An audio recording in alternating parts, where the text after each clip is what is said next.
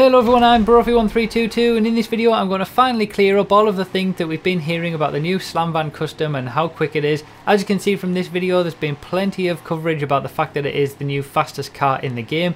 Even up against something like a Banshee 900R, which used to hold that crown, you'll see that it absolutely demolishes it in a straight line. And the reason for that is that it was a bit of a glitch, a bit of an unintended consequence of the fact that it was a lowrider. You could put competition suspension on, bring the rear of the vehicle down and the front of the vehicle high, and it would become insanely quick and get really high top speeds. And the reason for that is that it was basically doing exactly the same thing as what the Banshee 900R does on a regular basis, which I talked about in this video, where I explained why the Banshee 900R is the fastest car in the game.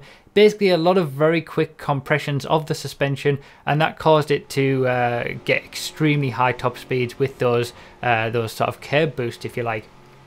But that was patched straight away, and it only lasted for about a day. Rockstar patched it straight away, and as you can see here from this comparison, doesn't matter what you do with the Slamvan Custom now, just leaving it by its default setting of having everything low on the right hand side, which is the testing, what I got from the testing video. It's exactly the same as doing anything else to it and having the rear low and the front high or anything like that. It no longer works. So the information that I got and the testing that I did for my original top speed testing video is accurate. The Slamvan Custom does get to about 120 miles per hour, which is very quick, but it's certainly nowhere near sort of the quickest car in the game, and this sort of glitch, unintended consequence, it doesn't work anymore. So if you've got anybody out there, any friends who continually think that, or if you see any videos about it, it's all completely outdated now. Rockstar patched it straight away, and I just needed to make that clear first of all.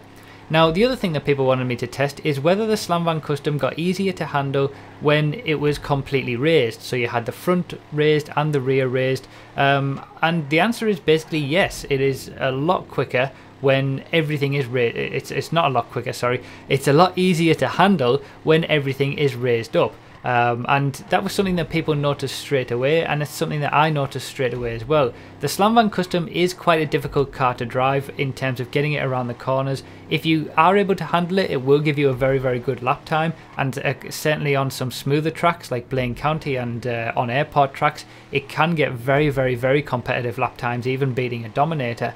But it's still very difficult to handle. Now, raising it up completely does make it a lot easier. However, it does impact on the speed. Now, before we get into it, I just want to point out that lowering the rear end now and having the front end high, that is terrible. You don't want to do that. As you can see, it makes the car completely unstable, and as I showed earlier in the video, it gives you no benefit because you're not going to be going any quicker. And doing it the opposite way by having the rear high and the front low, that makes it even slower than what we're about to see now with having everything high. So yeah, you basically, the idea, the message behind this video is that you don't want to be messing on with the suspension or the lowrider features of the Slamvan Custom. If you're using it in a racing situation, you will be going a lot slower. But here's the comparison. This is where we're going to see it. On the right hand side, you've got the rear lowered and the front lowered as well. So this is its default state. The right hand side is basically the lap time that I got in my lap time testing video, and that was about a 1:11.